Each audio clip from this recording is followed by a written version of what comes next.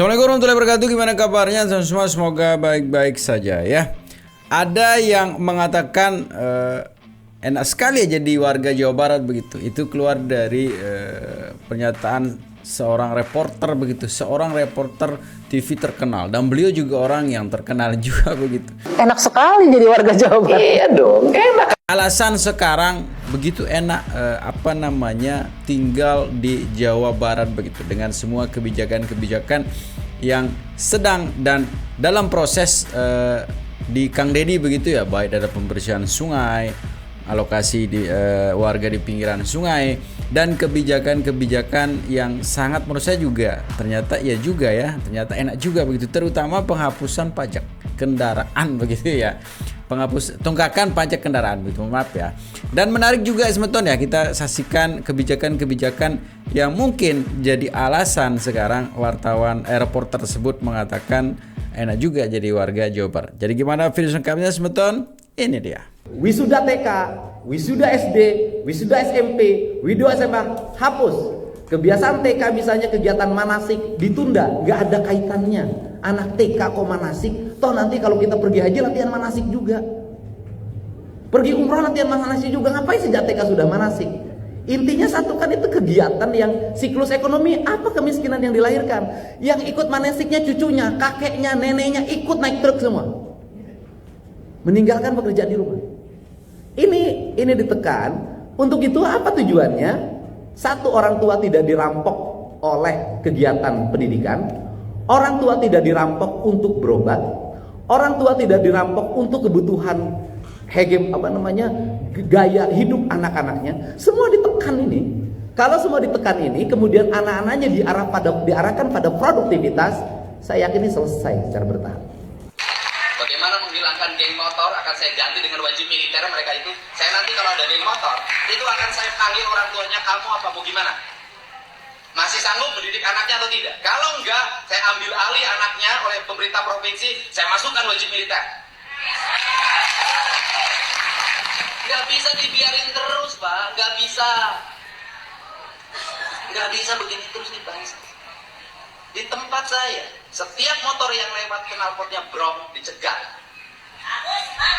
Ambil, ganti. Ambil, ganti. Kenapa? Harus dirubah. Loh, sekarang guru membiarkan anaknya di sekolah knalpotnya brong. Karena guru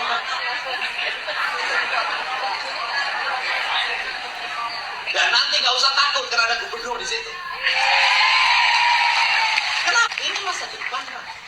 Ini bangsa. Ini perlu survive. Karena bangsa perlu survive, maka perlu generasi yang survive. Generasi yang survive adalah generasi yang teruji. Generasi yang bisa menginternalisasi seluruh pengalaman hidup. Karena seluruh pengalaman hidupnya, maka masa depan harus dibaca.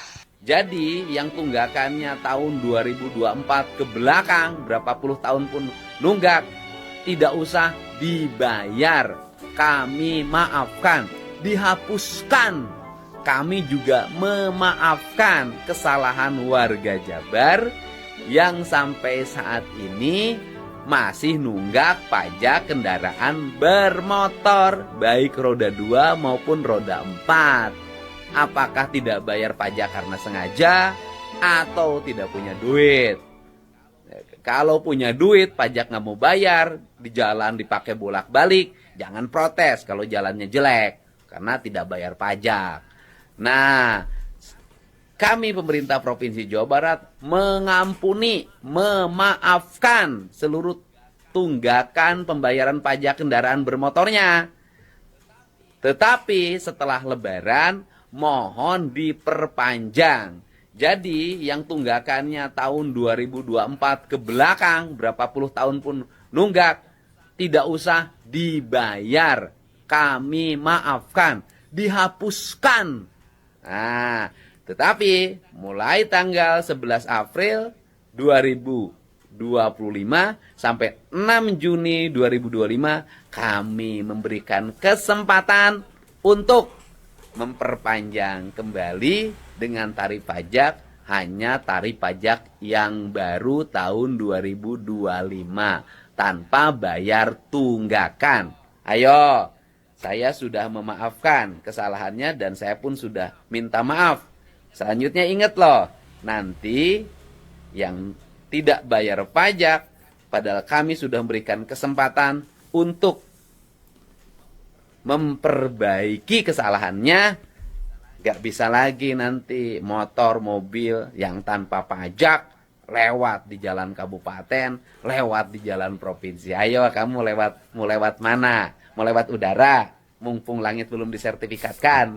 Lahan, areal perkebunan berubah menjadi bangunan, menjadi areal wisata. Ya air begitu jatuh harus lari kemana? Ke sungai. Di mana titik yang paling rawan di antara puncak? Yaitu bangunan yang saya bongkar itu. Yes, tempat wisata yang besar. Ya, tempat wisata besar itu. Kalau Anda melihatnya kenapa, Kang? Ya karena memang di kita nggak pernah antara izin dengan pelaksanaan kan nggak pernah diawasin. Jadi nggak sesuai juga nggak tahu. Ya, nanti biasa ya. kita udah izin selesai, izin bayar retribusi selesai. Hal yang harus dihilangkan ya, hal-hal yang menambah biaya untuk Tidak pendidikan. bayangin SD wisuda, Ya. TK wisuda, SMP wisuda, SMA wisuda. Kenapa itu terjadi? Saya ini tukang keliling. Saya ini sering, Mbak, keliling ketemu orang nangis, ibu-ibu, Pak, anak saya mau ini. Ya, saya sering bantu 2 juta, 3 juta. Saya bayangkan, nah oke, yang misalnya bertemu dibantu, yang tidak dibantu pinjam apa orang Jawa Barat?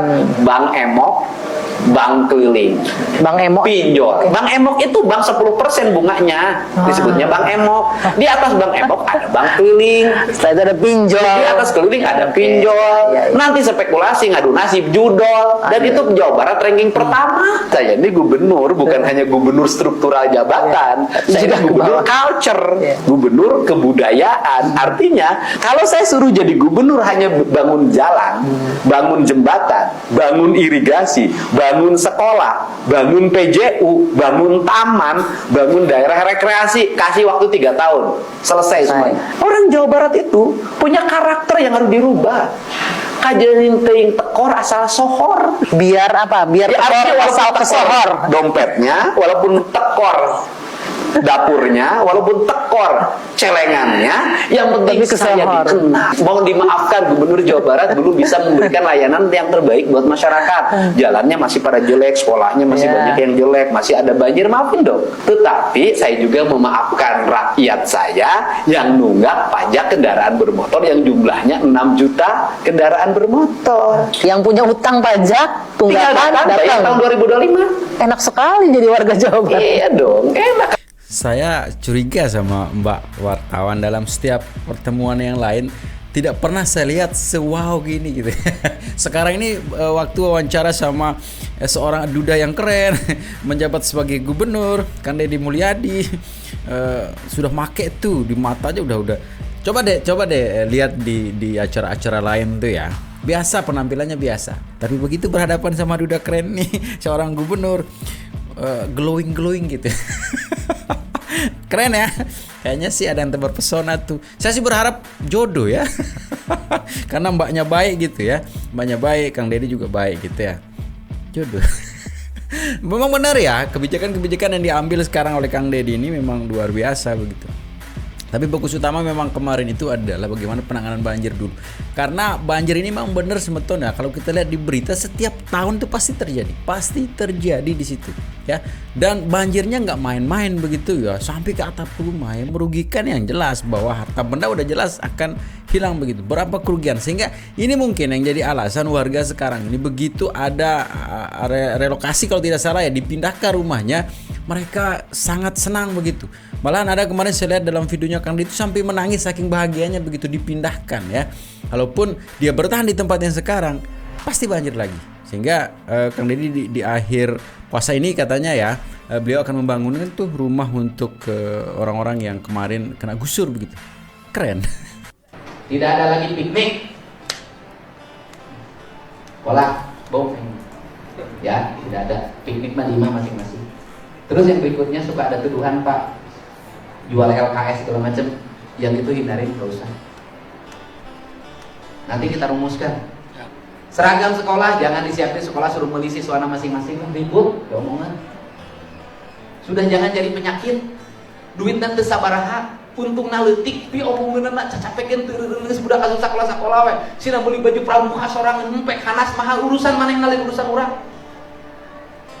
Sudahlah. Jadi beban kita, nggak boleh ada penjualan buku di sekolah. Udah, sekolah guru. Terus yang terakhir, saya minta dinas pendidikan, guru ulah lo penting aplikasi, lieureun. Tugas guru mengajar, lainnya laporan.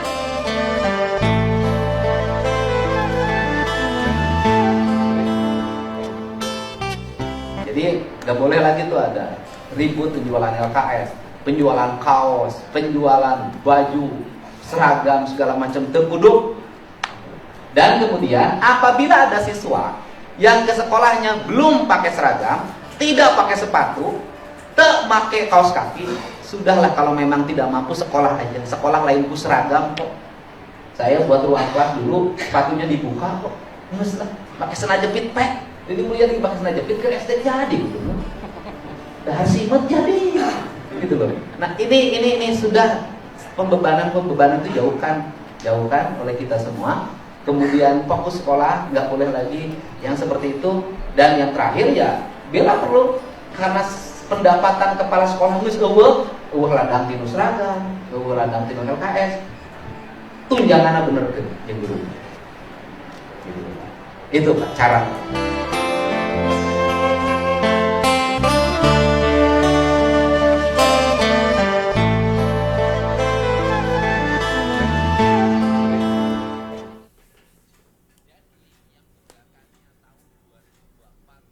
Orang tidak mau bayar pajak berikutnya karena dia nggak bisa bayar pajak yang tunggakan 2 juta. Dia tidak bisa bayar yang 250.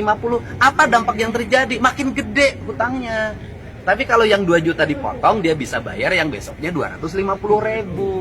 Kita pengen nungguin orang bayar 3 juta dalam impian atau nungguin 250.000 tunai. Dari sisi ekonomi lebih baik dapat uang fresh yang 250.000 dibanding nungguin yang 3 juta ke belakang dibayar. Terima kasih seluruh rangkaian tugas politik saya mengikuti pemilihan kepala daerah di Provinsi Jawa Barat hari ini berakhir dengan pelantikan. Untuk itu pelantikan ini adalah momentum kita untuk meluruskan kerangka pemahaman yang disebut dengan efisiensi. Karena selama ini efisiensi dipahami sebagai motong anggaran. Tetapi di Jawa Barat itu efisiensi bukan motong anggaran. Efisiensi itu mengalihkan belanja yang tidak penting menjadi belanja penting. Belanja pesta menjadi belanja yang bermanfaat, belanja hura-hura menjadi belanja yang menjadi kebutuhan masyarakat.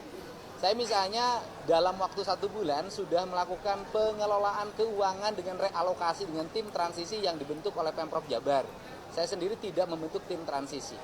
Dan tim transisi Pemprov Jabar terdiri dari 11 orang, diketuai oleh orang bernama Deddy Mulyadi, dan rata-rata pejabat eselon 3, bukan eselon 2. Dari penghitungan pembiayaan anggaran, kami mendapatkan mata anggaran yang dirubah dari belanja tidak penting menjadi belanja penting itu, dari belanja hura-hura menjadi belanja yang bermanfaat, itu per tadi malam itu bisa mencapai 5,5 triliun. Dan kita berharap bisa mencapai angka 6 triliun dalam waktu 2 hari ke depan sambil mengikuti kegiatan retreat di Magelang. Dari anggaran tersebut, kami akan merubahnya menjadi apa? 1. Belanja ruang kelas baru sekolah SMA di Jawa Barat dari angka 60 miliar kami rubah menjadi 1,2 triliun. Yaitu membangun 3.333 ruang kelas baru, membangun sekolah baru. Kemudian juga kita ingin juga membebaskan tanah-tanah untuk pembangunan sekolah di Jawa Barat dalam 2 tahun ke depan. Karena kebutuhan masyarakat Jawa Barat untuk sekolah, ruang kelasnya disiapkan oleh pemerintah provinsi 4,2 triliun. Dan itu akan kami capai dalam waktu 2 tahun, 2026 dan 2027. Yang kedua, merubah belanja infrastruktur jalan dari 600 miliar dirubah menjadi 2,4 triliun. Karena tidak mungkin investasi berkembang kalau infrastrukturnya tidak memadai. Kemudian juga kami merubah belanja listrik untuk warga miskin, yaitu membuat satuan sambungan untuk warga miskin karena Jawa Barat hampir 200.000 rakyatnya tidak punya listrik. Anggarannya dari 20 miliar kami rubah menjadi 350 miliar. Kemudian kami ingin menyelesaikan kemiskinan dengan merenovasi rumah warga miskin dengan angka 40-50 juta per unit rumah. Maka angka belanjanya dari 20 miliar berubah menjadi insyaallah mencapai 120 miliar. Kemudian juga kami membangun nanti rumah sakit baru, membangun puskesmas baru, membangun puskesmas pembantu yang baru, menyiapkan mobil-mobil ambulan. Kita ingin belanja sekitar 200 unit untuk daerah terpencil, sehingga mereka bisa melayani warga terpencil dan menyiapkan dokternya serta kelengkapan di mobil tersebut. Nah, seluruh rangkaian ini adalah bagian dari kerja pemerintah Provinsi Jawa Barat untuk didorong agar masyarakat Jawa Barat memiliki ketahanan pangan yang cukup, memiliki pendidikan yang cukup, memiliki jaminan kesehatan yang cukup, dan kemudian juga memiliki pendidikan yang cukup. Dan yang paling utama, kami juga membaca fenomena tentang oknum ormas mengganggu investasi. Kami menyiapkan pembiayaan untuk melindungi para pengusaha, untuk menyiapkan biaya keamanan dengan istilah operasi Jabar Manunggal, yaitu mendorong perusahaan-perusahaan untuk kami dampingi agar tidak terganggu oleh oknum-oknum ormas, dari mulai pembebasan tanah, minta jatah ketika pembangunan, minta jatah ketika rekrutmen tenaga kerja melalui percalonan tenaga kerja, minta jatah produksi limbah ketika perusahaan berproduksi, dan itu selalu menjadi konflik di kawasan industri di Jawa Barat. Ini adalah orientasi program yang saya katakan efisiensi bukan memotong anggaran, tapi efisiensi adalah merubah alokasi anggaran. Termasuk kami akan mendorong pendapatan asli Jawa Barat itu kan 19 triliun hari ini, kami ingin minta pendapatannya ditaikin menjadi 21 triliun, sehingga belanjanya menjadi 33 triliun. Dan dana alokasi bantuan bagi hasil untuk kabupaten kota sebesar 6 triliun, itu 100% harus digunakan untuk pembangunan infrastruktur jalan, tidak boleh digunakan untuk kepentingan lain. Pak, ada pengorbanan yang seperti apa ya Pak? Hah? Untuk menurunkan itu? Oh, nggak ada pengorbanan. Yang berkorban yang biasa jalan-jalan ke luar negeri nggak usah. Yang biasa piknik dengan berbau studi banding nggak usah. Yang biasa seminar-seminar nggak usah. Itu aja untuk memenuhi kebutuhan dasar warga Jawa Barat. Karena kegiatan seperti itu berpuluh-puluh tahun tidak menghasilkan apapun kecuali SPJ. Kalau besok retret berangkatnya di mana Kang? Kita berangkat rombongan dari Bandung setelah serah terima jabatan. Kang, izin Ya. soal penegakan hukum. Awal-awal kan Kang Deddy sering banget menyoroti terpidana kasus zina, dan berakhir mereka kan ditolak. Kang, ini sebagai gubernur Jabar ada langkah lanjut? Kalau sebagai gubernur kan tidak bisa melakukan apapun, tetapi memberikan supporting pada para pengacara untuk melakukan kasasi yang kedua, itu bisa dilakukan. Jadi tinggal para pengacaranya untuk terus mengumpulkan bukti agar bisa melakukan peninjauan kembali, bukan kasasi, peninjauan kembali yang kedua.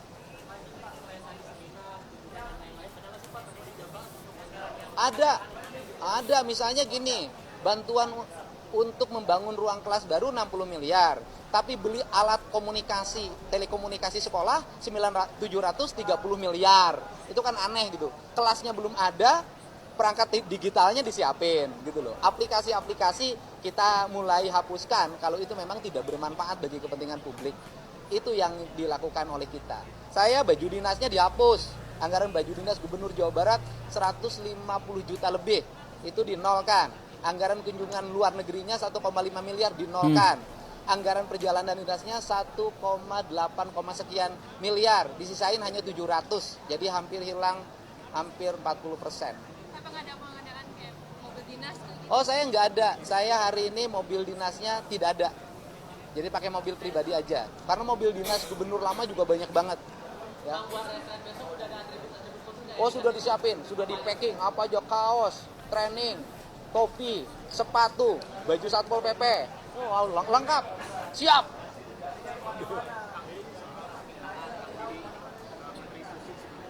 Oh iya, ya gini, yang tidak diterima ya, tapi Bu Susi minta tidak ada honor.